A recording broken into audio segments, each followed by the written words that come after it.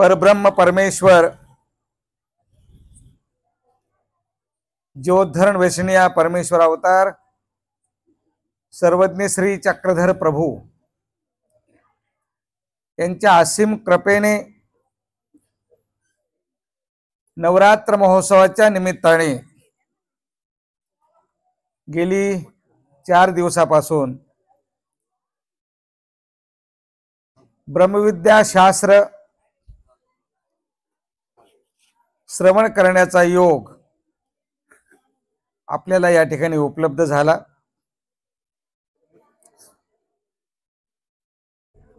देव दुर्लभ का देवा ते आठविता दुर्लभ। परमेश्वर ही वस्तू दुर्लभ आहे, अति गहन आहे, अति गम्य आहे।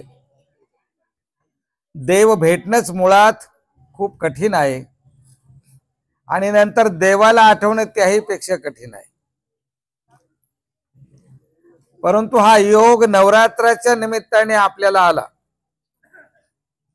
स्मरणाच्या निमित्ताने विविध जिल्ह्यातून मंडळी या ठिकाणी एकत्रित झाली आणि त्या निमित्ताने हा सत्संग होतोय।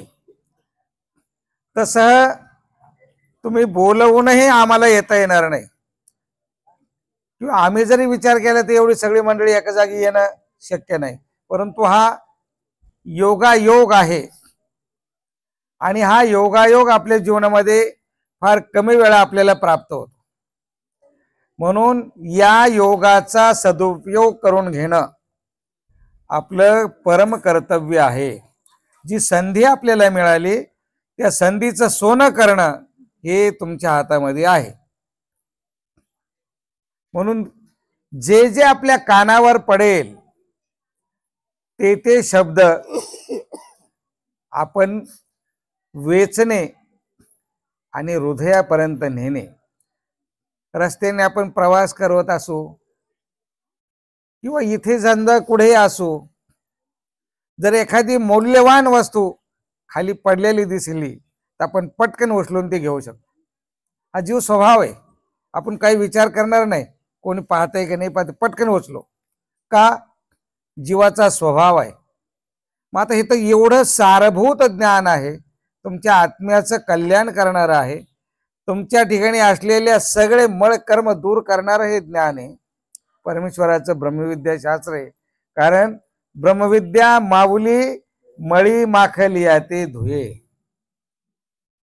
इतकं तिच्यामध्ये सामर्थ्य आहे या शास्त्रामध्ये। ते किती आवडीने किती श्रद्धेने आपण ते श्रवण करायला पाहिजे। पुन्हा पुन्हा सूचना देण्याची वेळ येऊच नाही। आपलं काम झालं की आपण येऊन बसायला पाहिजे पटकन, का याच्यात आपला लाभ आहे, या श्रवणामध्ये आपला लाभ आहे। ही काही कथा नाही, ही काही गोष्ट नाही, ही काही वार्ता नाही, हे तुमच्या हाडागोदा जे मळ लागलेले त्याला दूर करणारं शास्त्र आहे। म्हणून श्रद्धेने ते श्रवण करा। श्राद्ध भोजन अपराधे भट्टनाथोबा बाहेर घालवणे, उडिया घालवणे। श्राद्ध भोजन पितरपाठ, जे की सिद्धांताप्रमाणे जो जीवात्मा आहे, ज्या देहाच्या आधाराने तो या सृष्टीमध्ये राहिला आणि तो त्याच्या कर्मगतीप्रमाणे लेपिक आयुष्य संपल्यानंतर सिद्धांताप्रमाणे शास्त्राच्या प्रत्येक जीवात्मा आपल्या आपल्या कर्मगतीला जातो आणि त्या कर्मगतीचे तो दुःखभोग भोगतो किंवा जे सुखफळ असेल ते सुखफळ भोगतो। आता प्रश्न असा आहे की जी धारणा आहे याच्या मागची की आत्मा या देहातून गेल्यानंतर 10 दिवसानंतर त्याचा आणि आपला काही अर्थार्थी संबंध राहत नाही, हे शास्त्राने प्रमाण केलं। शास्त्राने तुम्हाला सांगितलं समजून की तो गेलेला आत्मा फक्त 10 दिवस त्याच्या जिथे जिथे त्याची सत्ता होती मालकी होती त्या ठिकाणी तो विहरण वर्तन करतो. त्याच्याबद्दल आपण जे काही चांगलं वाईट करू ते सगळं तो पाहतो, ऐकतो, सगळं दिसत असतं त्याला. त्या निमित्ताने आपण जे काही त्याच्या आत्म्याला सद्गती लाभावी म्हणून जे क्रिया करू, शांतीपाठ करू, अन्नदान करू, वस्त्रदान करू, धातुदान, तो त्या जीवाला त्याचा लाभ. पण एकदा त्या 40 प्रहरानंतर म्हणजे 244 तासानंतर त्या जीवाचा आणि तुमचा जो कोणी क्रिया करणार असेल त्याचा अर्थार्थी संबंध राहत नाही. तो जीव त्याच्या त्याच्या कर्मफळाप्रमाणे त्या त्या गतीला तो जातो. मग हे श्राद्ध म्हणजे काय नेमकं? आता हे जे आहे हा पुढे तर्क किंवा याचा परिपोष किंवा विषय तो आपल्या इथे चर्चेचा नसल्यामुळे त्याच्याकडे न जाता या चरित्राने काय सांगितलं आपल्याला की श्राद्ध करणं म्हणजे ते ब्राह्मण त्या ठिकाणी जे सामर्थ्य आव्हानतात त्या सामर्थ्याला ते सामर्थ्य तिथे अभिमान घेतं आणि त्या पद्धतीने तुम्हाला त्याचे कर्मगतीचे लेप भोगावे लागतात. तुम्ही त्याच्यामध्ये स्वतः अडकता आणि त्या जीवाला अडकवता, त्या जीवाची नावानी करता म्हणून तो पण अडकतो. लक्षात ठेवा. म्हणून हे जे कर्म आहे हे आपण करू नये. तर तेच इथे अनुषंगाने ते चरित्र डोमेग्रामलाच घडलेलं आहे. स्वामी रेमनायकाच्या वाड्यामध्ये आहेत आणि तिथे वास्तव्याला असताना जे भक्त आहेत नागदेव आणि नाथोबास मंडळी, या दोघांकुने श्राद्ध भोजनाचं जेवण त्यांनी केलेलं आहे आणि देवाने ते पुढे कसं शिक्षापन करून त्यांचं ते अन्न जारलंय ते इथं आलेलं आहे. एक दे गोसा व्यास उदयाचा पूजा व स्वर झालिया नंतरे गोसा व्यास भितरीला ओट्यावरी असनासे. एक दिवस सकाळचा पूजा अवसर झाल्यानंतर देव मधल्या ओट्यावर राजमठात बसलेले आहेत. भट्टोबा सान नाथोबा माती काम करीत असती. देवाने जो विधी वेलेला आहे कर्मक्षालन होण्यासाठी, आपण जे कर्म जोडलेत, चांगले कर्म भोगावे लागतात आणि वाईटही कर्म भोगावे लागतात. संत कर्म म्हणजे चांगले कर्म आणि असंत कर्म म्हणजे वाईट कर्म. देवतापैकीचे म्हणजे उपदेश घेण्याच्या अगोदर किंवा मागील जन्मात जी देवता उपासना केलेली आहे, देवता भक्ती केलेली आहे, त्यामुळे संत कर्म म्हणजे पुण्यरूप कर्म निष्पन्न होतात, ते पण भोगावे लागतात. आणि जे पापरूप कर्म आहेत ते पण भोगावे लागतात. एक तर दोन्ही भोगावे लागतात. याचं जर क्षालन करायचं असेल, हे संपवायचे जर असतील तर तुम्हाला दास्य करावं लागतं. दास्यामध्ये किंवा ज्ञान श्रवण करावं लागतं. दोन्हीनी कर्माचं क्षालन होतं, दोन्हीनी होतं, ज्ञानाने होतं आणि दास्यानेही होतं. पण तुम्ही संसारी लोक आहात, तुमच्याकडे हे प्रसंग फार कमी तुम्हाला जीवनामध्ये प्राप्त होतात. तुम्हाला ज्ञान श्रवण करायला ही कमी संधी आहे आणि दास्य करायला ही कमी संधी आहे. तर तुमचं जीवन पूर्ण संसारामध्ये लिंपायमान आहे. पण जो साधक देवाचा होतो त्याच्याकडे दास्यही आहे आणि सेवाही आहे. त्यामुळे त्याचा कर्मलेप लवकर दूर होतात, लवकर हटतात. आणि सांसारिक लोक दररोज नवीन कर्म जोडतात, नवीन कर्म जोडतात. संत आणि असंत दोन्हीची निष्पत्ती होत राहते सांसारिक लोकांना. म्हणून हे कर्म क्षालन करण्यासाठी सन्निधान, एक तर परमार्गाचं सन्निधान किंवा ईश्वराचं सन्निधान. आता ईश्वर आपल्याला समोर नाही, तर आता परमार्गाचं सन्निधान आहे, अधिकरणाचं सन्निधान आहे. किमान असं ठरवायला पाहिजे वर्षभरात 10 दिवस 15 दिवस मी कुठेतरी मार्गात जाऊन राहील, तिथे मी सेवा करेल, तिथे मी दास्य करेल, तिथे मी ज्ञान श्रवण करेल. असं नियोजन जर करता आलं जर तसं, तर त्यानेही तुमचे बरेचसे कर्म दूर होतील आणि चांगल्या गतीकडे आपला प्रवास सुरू होईल. पण हे नियोजन करावं लागेल, केल्याशिवाय होत नाही. केलं तर सगळं होतं. त्यासाठी म्हणलेले आवड असेल तर सवड असते. यासाठी आवड असायला पाहिजे. धर्माची, ईश्वराची, साधू संतांची, परमार्गाची आवड असायला पाहिजे. आवड असेल तर जरूर ह्या सगळ्या क्रिया घडतील. म्हणून भट्टोबास आणि नाथोबास कर्मक शाळण्यासाठी देवाने हा विधी विहिलेला आहे. दास्य म्हणून ते माती काम करत होते. माती काम करून जे कर्मलेप जोडलेले आहेत त्याचं क्षाळन करण्यासाठी हा विधी आहे. रे नायकाचा घरी श्राद्ध, आणि नेमकं त्या दिवशी रेम नायकाच्या घरी श्राद्ध, पितराचं, वाडवडिलांचं, पूर्वजांचं श्राद्धाचा विधी त्यांनी ठेवलेला आहे. ब्राह्मणाला दक्षिणा दिलेली आहे आणि ब्राह्मणांनी त्या दिवशीचा त्याला वेळ दिलेला आहे ती श्राद्ध कर्म करण्यासाठी. ते आले. रेम नायक देवाच्या सन्निधानात त्या ठिकाणी आले की कोणीतरी 2 साधक आपल्याला जेवायला मिळाले पाहिजे, म्हणजे आपले वाडवडील जे पूर्वज आहेत त्यांच्या आत्म्याला काही शांती लाभेल हा विचार करून जेवायला बोलवायला ते आलेत. नागदेव भट्टो, नाथ भट्टो हे बाहेरच भेटले मठाच्या. नागदेवाचार्य आणि नाथोबास दोघं रेम नायकाला बाहेर भेटले. आज आमच्या घरी श्राद्ध, तुमते अवंतिले असे. आज आमच्या घरी श्राद्ध आहे. घरधनीने, धर्मपत्नीने निरोप दिलेला आहे की तुम्हाला जेवायला बोलवा. आमंत्रण, अवंतिले निमंत्रण, आमंत्रण. भट्टवासे म्हणे तिले आमते काही म्हणत असा, ते गोसाविया ते म्हणा. मग नागदेवाचार्य रेम नायकाला म्हणतात, तुम्ही आम्हाला म्हणण्यापेक्षा तुम्ही देवाला विचारा. आता इथे कर्तव्य काय होतं आचार्यांचं की बाबा आम्ही संन्यासी आहोत, आम्ही अनुसरलेले साधक आहोत, आम्हाला श्राद्ध भोजन चालत नाही. हे तिथेच म्हणायला पाहिजे होतं नागदेवाचार्य आणि नाथोबासांनी, परंतु त्यांची इच्छा आहे खाण्याची. त्यांनी तिथेच रेम नायकाला मना करायला पाहिजे होतं की बाबा हे असं काही नाहीये, देवाकडे जाऊ नको विचारायला आणि आम्ही येणार नाही.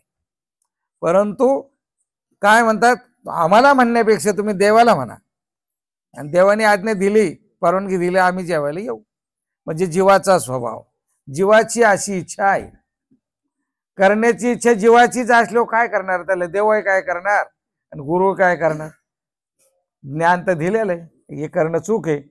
पण तो तिथेच होता नव्हता अर्थ तो आपुला पण जाणीजे. काय आपलं हित आहे, काय अनहित आहे हे आपलं आपण समजलं पाहिजे. दुसऱ्यावर भार कशाला टाकायचं. आपलं आपण समजून घ्यायचं की हे करणं योग्य आहे की नाही करणं योग्य आहे. नाही मग तुम्ही काय म्हणता हो, तुमचे काय विचार आहे, तुम्ही म्हणत असले तर मग तसं करू. म्हणजे त्याच्यावर भरून त्याच्यावर भार टाकायचं, करायचं आपल्याला, भार दुसऱ्यावर. मग ते आपल्याला आवडतंय, दुसऱ्यावर बोज ठेवायचं. गोसावे पाठविती तर आम्ही येऊन, वरून म्हणतात जर देवाने पाठवलं तर आम्ही जेवायला येऊ. ना हो का, ते म्हणाले ठीक आहे, तुम्ही असं म्हणता ना, मी देवाला विचारतो. रे नायक आले, गोसाव्यासी दंडवत केले, श्री चरणा लागले. मग गोसाव्या ते विनविले, आले ते देवाकडे, देवाला दंडवत केले आणि देवाला विचारलं. जिजी आज आमते श्राद्ध तरे, नागदेव भट्टा ते आन नाथोबास भट्टा ते जेऊ पाठवावे. आमच्या घरी श्राद्ध आहे, तुम्ही नागदेव भट्टा आणि नाथो भट्टांना आमच्या घरी जेवायला पाठवा. देवाला त्यांनी विचारलं. ही समोर नाहीत बरं का, नाथोबास आणि आचार्य समोर नाहीत, रेम नायक आणि देवच आहेत. देव काय म्हणतात मग, सर्वज्ञ म्हणतले ते महात्मे किंगा. रेम नायकाला देव समजून सांगतात ते महात्मे आहेत, ते आता तुमच्यासारखे सांसारिक नाही आहेत, ग्रहस्थी नाही. ते कोण आहेत, महात्मे. ज्याचा आत्मा मोठा झालेला आहे तो महात्मा, ज्याचं मन मोठं झालेलं आहे, ज्याचा आत्मा मोठा झालेला आहे जो मोठे महंत म्हणजे ज्याच्याकडे ज्ञान आहे, ज्याच्याकडे चर्या आहे, ज्याच्याकडे गुण आहे, तो मोठा. ते महात्मे आता ते काही तुमच्यासारखे संसारिक नाहीयेत. ते श्राद्धा का जेऊ येती, ते श्राद्ध भोजन करायला काय म्हणून येतील, देव त्यांना समजून सांगतात. त्याच्यावर रेमनाईक काय म्हणतात, नाजी असं नाही, गोसावे पाठविती तर येती. ही चूक पहिलीच आचार्याने केली. देवाने जर पाठवलं तर आम्ही जेवायला येऊ, हे नागदेवाचार्य म्हटलेलं आहे रेमनायकाला. म्हणून रेमनायकाने बरोबर ते वाक्य उचललंय. तुम्ही तुमची परवानगी जर असेल तर ते जेवायला यायला तयार आहेत, असं देवाला त्यांनी सांगितलं. सर्वच म्हटले तरी येती का न पठविजे, जर ते येणारच असतील तर आम्ही का नाही पाठवणार.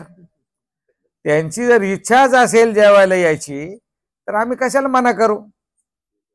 तसं आता तुम्ही लोक आहे, पाहुण्याने तुम्हाला बोलवलं श्राद्धाला, जा काय जायचं की नाही जायचं आपला आपला अर्थ आपला पण विचार करायचा आहे की नाही. पण आपल्याला जर आवड असेल तर आपण जाणार. आपल्याला जर आवड आहे त्या सर्व विधीमध्ये सहभाग घ्यायची तर कशाला देव तरी आडवे येतील. मग करा, जोडा कर्मले, पडा फेऱ्यामध्ये. देवाने तर नाही सांगितलंय, आपण तर काही ऐकत नाही. देवाचं ऐकत नाही, गुरुचं ऐकत नाही, आपला धडाका चालूच आहे. म्हणून ही चरित्र सांगते की असं नाही. तैसेच ते आले. तेवढ्यात नागदेवाचार्य आणि नाथोबास गंगेवर हातपाय धुवून मातीकाम संपून येतच होते. देवापर्यंत पण पोहोचले नाही. मठाच्या बाहेरच भेट झाली नागदेवाचार्याची आणि नाथोबासांची. आणि काय रेमनाईक म्हणतात, नागदेव भट्टो नाथ भट्टो मिया गोसा बिया ते विनविले. त्यांनी सांगितलं नागदेवाला नाथोबासांना, मी देवाला विनंती केलेली आहे, मी तुमच्या दोघांची परवानगी काढली. मी तुमच्या दोघांची परवानगी काढली.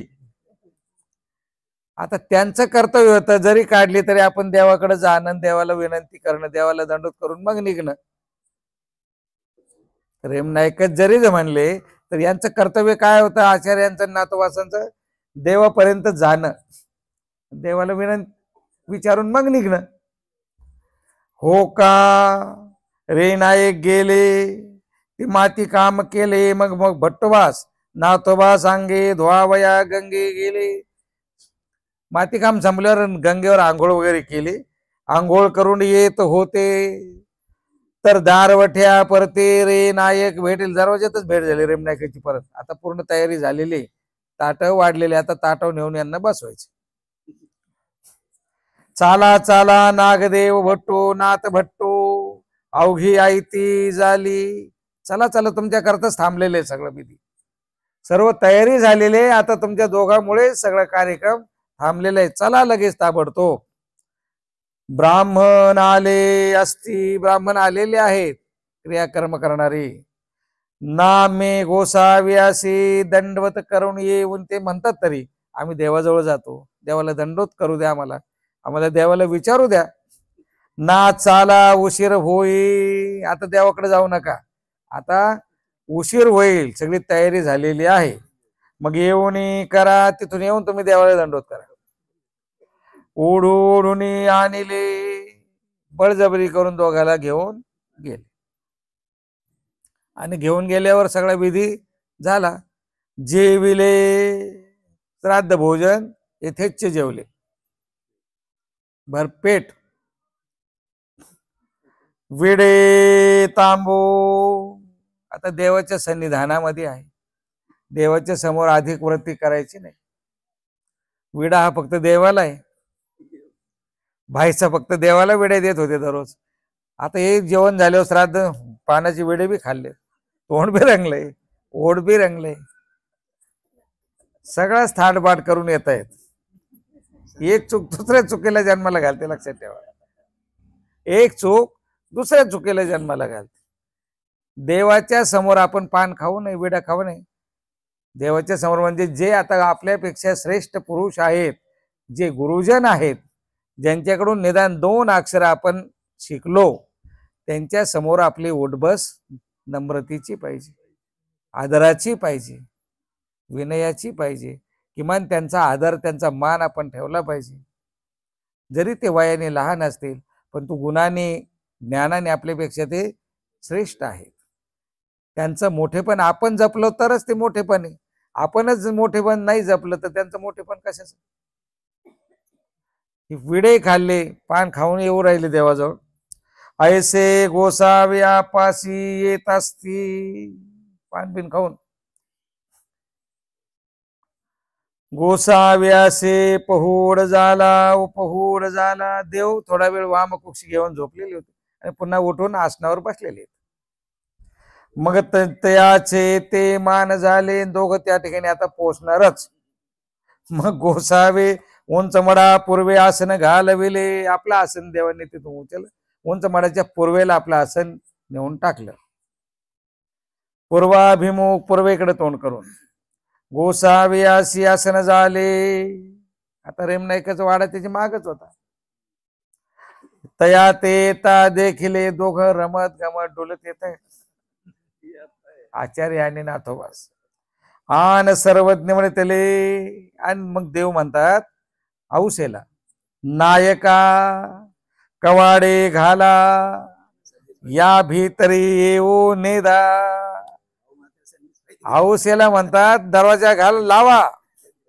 या दोघांना मध्ये येऊ द्यायचं नाही. आन औसे हरखैली. औसेला आनंद झाला, आज संधी मिळाली मला. जे मला शिक्षा पण करतात, आज यांचा बदला घेतल्याशिवाय काही सोडत नाही. हा, तिला आनंदच झाला, देवाने असं शिक्षा पण करायचं ठरवलं. मग ती वेळोवेळा बाहेर घाली, ती दरवाज्यातच उभी राहिली. ती मध्ये यायला लागले की असे ढुसणे देऊन त्याला बाहेर बाहेर मध्ये नाही यायचं. आता त्याला परवानगी दिलेली देवाने, त्यामुळे यांचं काही चाला नाही. ते मध्ये यायला लागले की ढुसणे देऊन त्यांना बाहेर काढायचं, दोघांना, आचार्यांना आणि नाथोबासांना. आन तया ते बाहेर घाली ती. आणि काय म्हणते वरून, नको रे भीतरी रिगो, मध्ये येऊ नका. तुम्हा चक्रस्वामी दारवंठे वारिले. तुम्हाला दरवाजेच्या मध्ये यायला परवानगी नाही. देवाने तुम्हाला मध्ये घ्यायचं नाही सांगितलेलं. आता दरवाजा लावून मोकळं व्हायला पाहिजे होतं ना, गपचूप येऊन बसायचं. पण तिथं दरवाजात उभी राहिली आणि मध्ये उमऱ्यावर पाय दिला की त्यांना बाहेर ढकलायचं. आणि वरून म्हणते नाही, अजिबात यायचं नाही मध्ये, बाहेर व्हा. म्हणजे थोडं विनोदाचाही भाग आहे. म्हणून कवाडे घातली, असं बराच वेळ केलं त्यांचं. मग दार लावलं, मग दरवाजा लावून घेतला. ती म्हटले आऊ. ते मग त्याला विनंती करतात, भट्टोबास आणि नाथोबास, हे आऊ, आम्हासी भीतरी येऊ दे, आम्हाला मध्ये येऊ दे.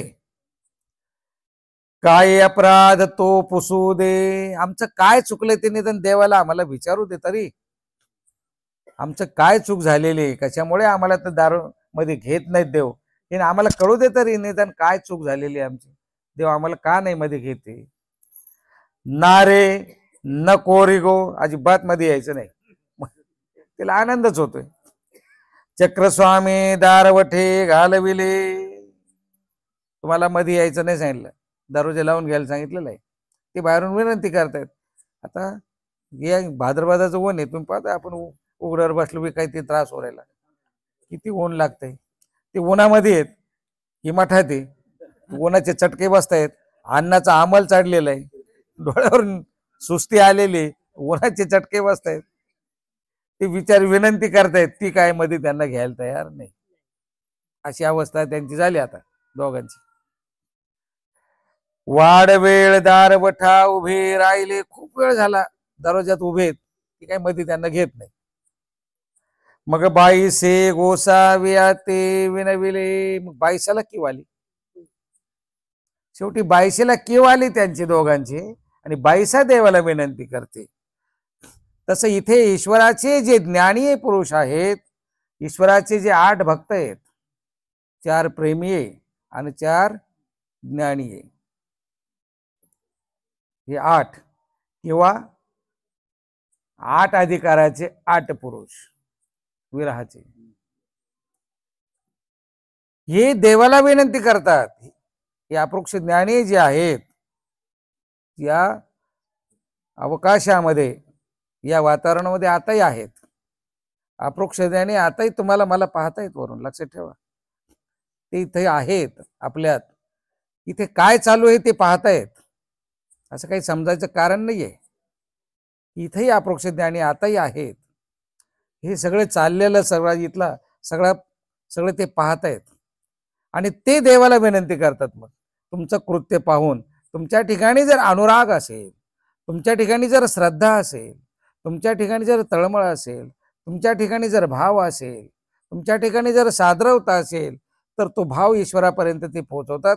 जरी तुम्ही अडथळे जोडलेले असले तरी ते देवाला विनंती करतात तुमच्यासाठी की बाबा परमेश्वरा दयाघना, याच्याकडे लक्ष दे जरा, याला या संकटातून या दुःखातून बाहेर काढ, याला वाचव.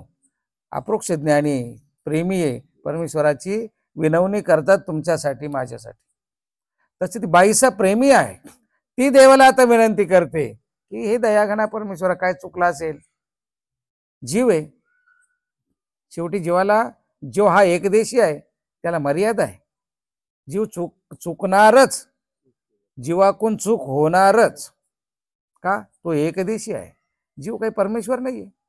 काय झाला असेल, काय नसेल, चूक पदरात घ्या आणि त्यांना माफ करा, म्हणून बाईसा विनंती करते. तसं हे ज्ञानी आहे, सत्पुरुष, हे परमेश्वराचे दूत आहेत, वकील आहेत. ते तुमच्यासाठी देवाची प्रार्थना करतात, देवाला विनंती करतात. तुमच्या जीवनातली आडी अडचणी दुःख दूर करण्याकरता हे संत लोक देवाची प्रार्थना करतात. बाबा भीतरी येवो दिजे, ती देवाला म्हणते यांना निदान मध्ये येऊ द्या. मग काय अपराध तो पुसीजो, काय त्यांचं चुकलंय ते तुम्ही त्यांना विचारा. मग दंड कीजो, मग त्यांना शिक्षा करा, पण निदान मध्ये येऊ द्या. मग गोसावे कवाडे उघडविली, बाईसाच्या विनंतीवरून परमेश्वर कोणाचं ऐकतात? भक्ताचं. जो अधिकारी पुरुष आहे त्या अशा अधिकारी पुरुषाचं म्हणणं परमेश्वर ग्राह्य करतात. बरोबर आहे. जज कोणाचं ऐकतो? वकिलाचं. तर तुमचं ऐकतो? तुमचं जज ऐकत नाही, जज ऐकतो वकिलाचं आणि मग न्याय देतो. तसं परमेश्वर ऐकतात कोणाचं? जे अनुसरले, जे विरक्त, जे त्यागी आहे, जे ज्ञानी आहे, त्यांचं देव ऐकतात, त्यांचं देव ऐकतात. तुमचं ऐकतील का? तुमचं ऐकतील का? का नाही ऐकणार? तुम्ही अजून प्रपंचामध्ये आहात, प्रपंचामध्ये तुम्ही रममान आहात, रत आहात. तुमच्या कर्माची प्रतिकारंता चालू आहे, तुमचे कर्म थांबलेले नाहीत, तुम्ही त्याच्यामध्ये लेंपायमान आहात. म्हणून देव तुमचं लवकर ऐकत नाही. जितकं लवकर संतांचं ऐकतील तेवढं तुमचं ऐकणार नाही. का? तुम्ही अजून प्रपंचाला चिटकून आहात. तुमची आसक्ती संसारातली, प्रपंचातली संपलेली नाही. तुम्ही पूर्णपणे देवाचे अजून झालेले, म्हणून तो फरक आहे, म्हणून फरक आहे.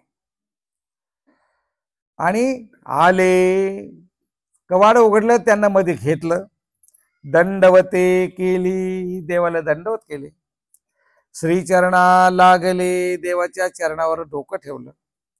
मग गोसाविया जवळी बैसले, देवाजवळ येऊन बसले, विनत कंदर होऊन. चूक झालेली आहे त्यांच्या लक्षात आलं, आपल्याकडून चुकलेलं आहे, त्याच्याशिवाय आपल्याला शिक्षा झालेली नाही.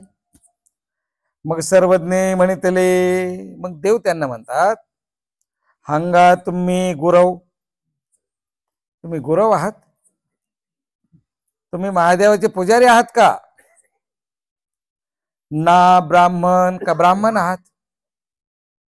षडकर्म करणारे. ब्राह्मणाचे षटकर्म आहेत.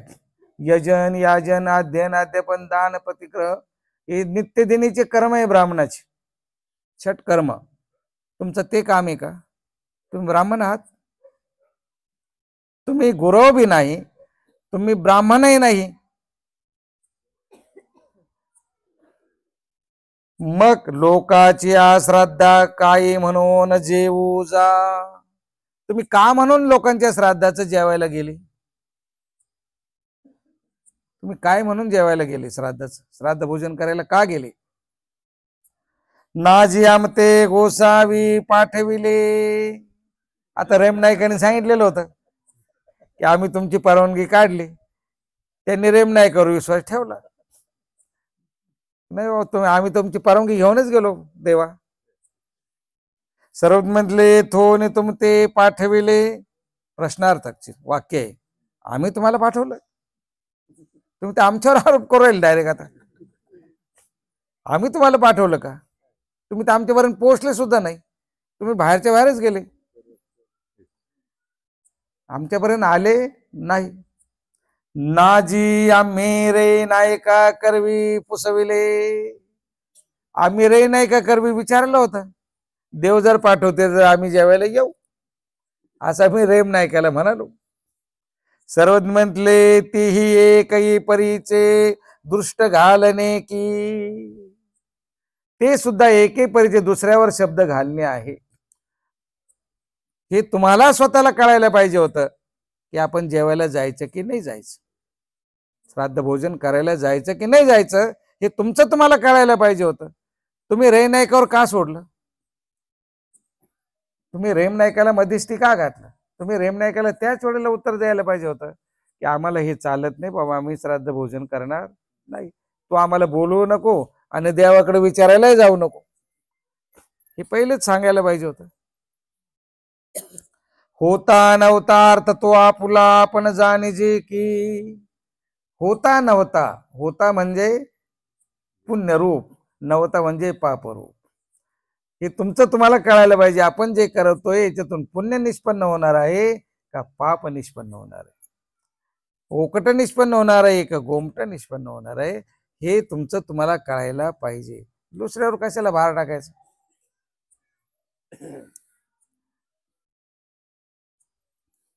मग गोसावे राजमडावरुणे उडिया घालविला. आणि मग देव म्हणतात आता राजमठावर वर जायचं आणि वरून उड्या टाकायच्या. छतावर जायचं आणि छतावरून खाली उडी मारायची. गोसावे बहुता म्हणती ते थोड्या म्हणती. आता उड्या किती मारायच्या? देव जास्त म्हणायचे, ते कमी म्हणायचे, असं संवाद चालू आहे. देव म्हणायचे जे इतक्यावर उड्या तुम्हाला मारावे लागतील. ते म्हणायचे नाही एवढे नाही मारणार, आम्ही थोडे कमी मारू. असं होता होता 25 उड्या ठी झाली.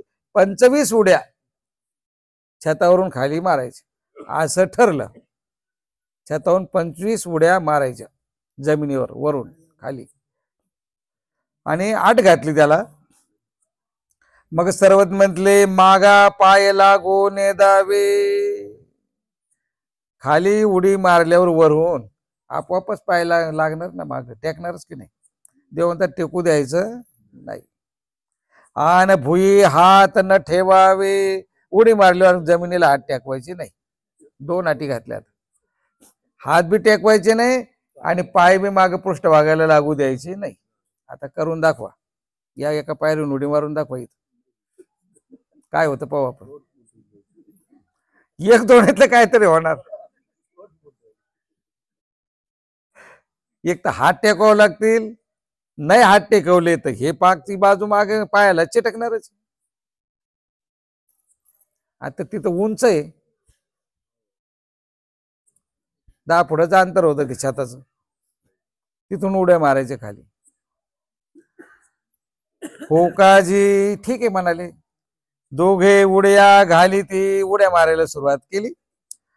हात टेकिती तो मागा पाय लागती. आन गोसावी म्हणती हे उडी लेखी न लगे. उड्या मारू राहिले, एकही उडी लेखीला घाली. तास झाला, 2 तास झाले, उडी एकही लेखी लागत नव्हती. घामाघूम झाले, दमले. आन उडी घालत्यान गोसावी म्हणती, हे उडी लेखी न लगे. चालू आहे उड्या मारायचं काम, एकही उडी देवाच्या लेखी लागत नाहीये. ऐपरे गोसाव्याच्या लेखी एकही उडी न लगे. 2 तास होऊन गेले, घामाघूम झाले, एकही उड्या अजून 25 पैकी एकही नाही झालेली बरं का. 2 तासात उड्या तर मारू राहिले, लेखी एकही नाहीये. आणि अपारा उड्या घातलिया. मग बाईसा म्हणते देवाला, बाबा आता यांना दुसरी काहीतरी शिक्षा करा. यांनी आतापर्यंत खूप उड्या मारल्या, 2 तास झाले उड्या मारायचा कार्यक्रम चालू आहे. आता यांना दुसरी शिक्षा करा, उड्या मारायचं बंद करा, कारण तुमच्या लेखी एकही उडी लागत नाही. आणि बाबाचा लेखी एकही उडे न लगे. मग गोसावी 500 दंडवते विहिली. देवाने सांगले 500 दंडोत घाला. किती दंडोत घाला? 500. आपण किती घालतो?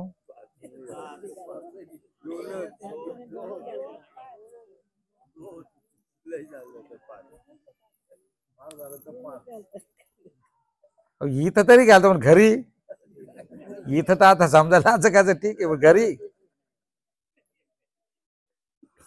घरी किती घालता?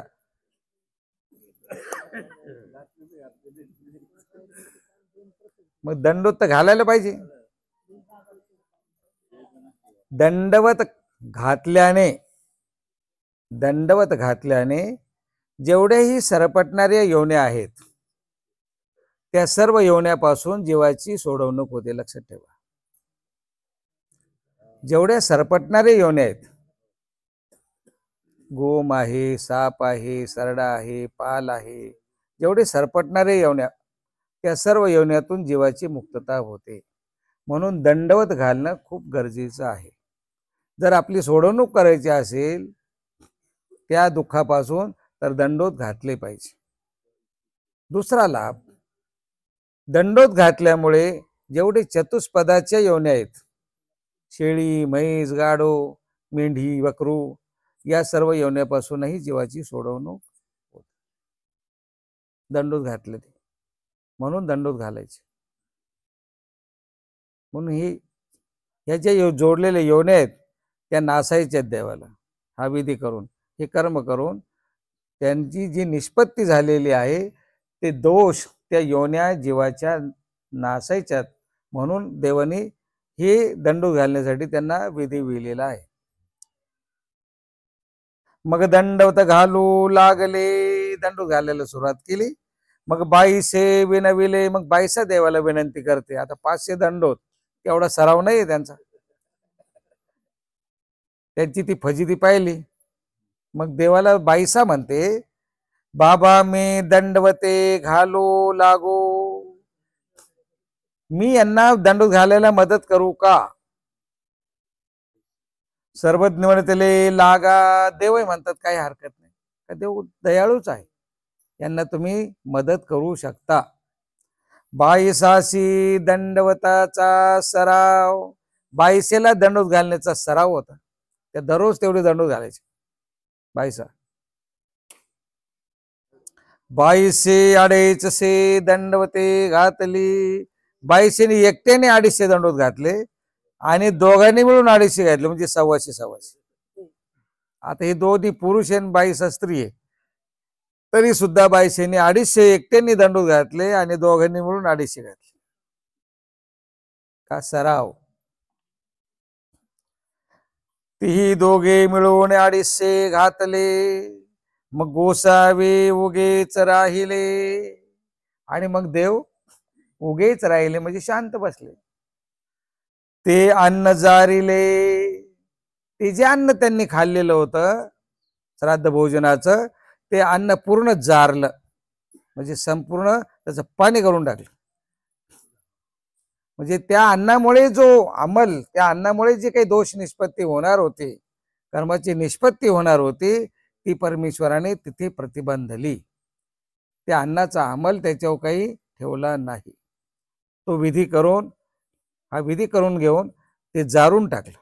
म्हणजे त्यामुळे त्यांना जे काही दुःखभोग पुढे भोगावं लागले असते किंवा कर्मबंधनात पडावं लागलं असतं ते परमेश्वराने दोघांचंही टाळलेलं आहे.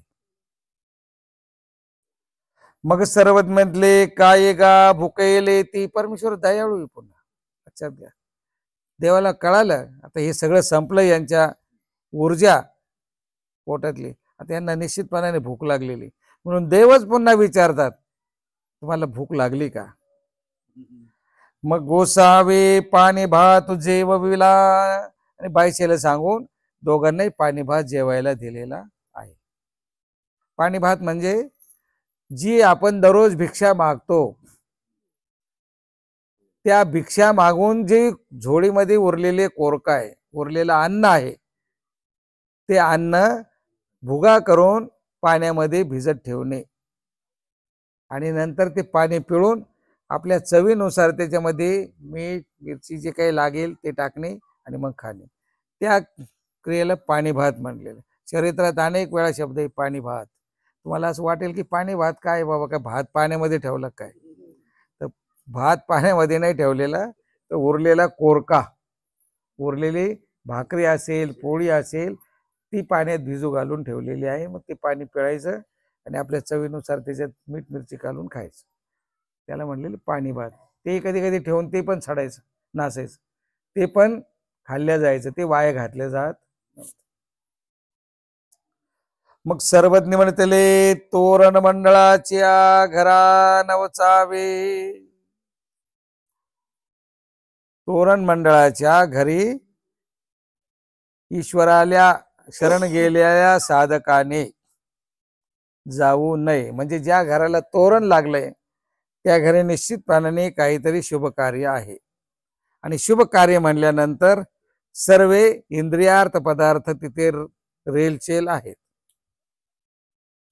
इंद्रियार्थ पदार्थ म्हणजे चवीचे, ज्याच्यात स्वाद आहे, ज्याच्यात रस आहे, ते पदार्थ अनुसरलेल्या साधकाने घेऊ नयेत असा परमेश्वराचा आदेश असल्यामुळे तोरण जिथे जिथे लागलेलं आहे किंवा घरच्या पुढे सारवलेलं आहे म्हणजे तिथे काहीतरी शुभ कार्य आहे आणि घरी तिथे गोडधोड बनलेला आहे असं म्हणून त्या घरी साधकाने भिक्षेला जायचं नाही, तिथं जायचंही नाही असा त्याच्या मागचा उद्देश. त्याच्यामध्ये अनेक बारीक मधला उद्देश दुसराही आहे की त्या दिवशी विशेष करून नटणे थटणे, अलंकार लेणं आहे, वस्त्र परिधान करणे, अशा पात्रांचंही दर्शन साधकाला होऊ नये हाही त्याच्या मागे उद्देश. म्हणून हे आचार अनुसरलेल्या साधकाला परमेश्वराने विहिलेला आहे. ही चरित्र याकरता आपल्याला इथे देवाने प्रत्यक्ष जे काही झालंय ते आपण पाहिलेलं आहे. आणि या श्राद्ध भोजनाने तो कठिया सुद्धा देवता भक्तीवरून गेला. कठिया अष्टोप्रहर देवतेच्या ठिकाणी वेचलेला होता, पण श्राद्ध भोजन केलं. गावात महाजनाने जेवायला बोलवलं आणि जरा आग्रह करून 2 घास जास्त जेवला. उन्हाचा अंमल, पायी गेला, सुस्ती आली, झोपला. झोपेत देवतेकडे पाय, तिने उठवलं गजबजून त्याला. परत देवतेला म्हणतो गे माई माझी आई, माझे एवढेही नुपसा आहे, माझं एवढं सुद्धा दोष पोटात घालत नाही, मी अष्टोप्रहर तुझी सेवा करतो. आणि देवतेकडे पाय करून झोपला. झोपलं तर झोपलं. दररोज ताजे फुलं, ताजं पाणी, दररोज सडा, दररोज रांगोळी, अष्टोप्रहर देवतेच्या सेवेत राहिलेला साधक हळूहळू पारुसेचं पाणी, पारुसेची फुले, पारुसेचे अंगण, ऐसे होता होता एक सप्ताह समयी स्त्री एक आली, देवाची सेवा काही करून लभे, काय पुरुषानेच केली पाहिजे, स्त्रीने करूनच थोडंच राहिली. संबंध आज आला, मग ते ले कोरवे पिंडी पाशी आगती मुतती. गावीचे महाजन म्हटले, कटी हे हो, आता तुम्ही लेंकुरवाळी झाली ती गावांत घर बांधा. गेले गावामध्ये. मग आता त्यांचं भरण पोषण आहे, शेतडिया महागती. मग गावाच्या बाहेरूनच त्या रस्त्याहूनच जय देवा ए तुले उरले, इतकी मळीनता फक्त एका श्राद्ध भोजनाने आली. म्हणून हे दोष साधे नाही, हे धर्माहून घेऊन जाणारे आहेत. लक्षात ठेव. आपल्याला कळत नाही की कोणत्या दोषाने आपल्यामध्ये ही उदासीनता आली, क्रियेमध्ये उल्हास नाही, आळस करण्याची इच्छा होत नाही, झाली तर होत नाही. हे अडथळे कुठले तरी दोषरूप कर्माचे आपल्याला जोडलेले अडथळे. म्हणून अखंड सावध्या वर्तावे, अखंड सावध असायला पाहिजे. धर्म आचरण करणाऱ्या साधकाने अखंड दक्ष असायला पाहिजे, सावध असायला पाहिजे. अविधी आपल्याकडून होता कामा नये. अविधी घडू देऊ नका. एक अविधी दुसऱ्या अविधीला जन्माला घालतो. विधी करता विधी स्फुरे, अविधी परिहारे. पण अविधी करता अविधी, तो अविधीचा प्रसव वाढत जातो. म्हणून शक्यतो टाळावं दोषरूप कर्म शक्यतो टाळावं आणि दक्ष राहावं. गोपाल कृष्ण महाराज की